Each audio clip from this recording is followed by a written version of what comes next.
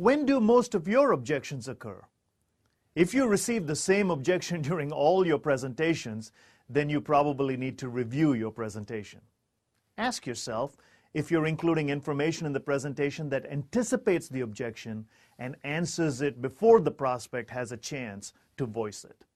Or if one of the prospect's criteria that you uncovered when you were asking questions is something that you know you can't deliver, you can bring it up yourself and be on the offense instead of defense.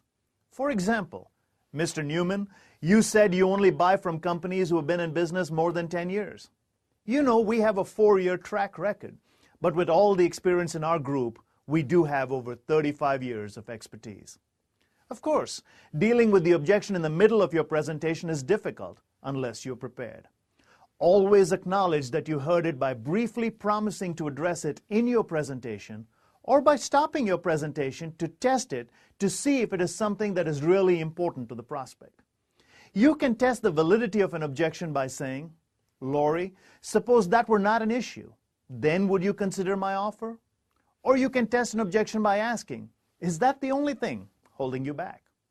Often prospects object when they hear or see something they don't agree with, usually after you've asked a trial close question. Handle the objection by using the process you will learn in the next lesson. And there are times when you would not address the objection immediately. You could acknowledge it with a smile or a quick pause, but delay your answer if you think the prospect is not completely serious about the objection. Pay attention to his nonverbal language to help determine how serious his objection is. If he throws his hands up in the air while saying the price is too high, he is probably more serious than if he said it with a quick wink and a grin. Your timing in responding to him is in proportion to the seriousness of the objection. Here's a caution. If he brings it up a second time, it is important to him and you must handle it immediately. Again, objections are not something to shy away from. They are a chance to further educate your prospect on the benefits that you are offering.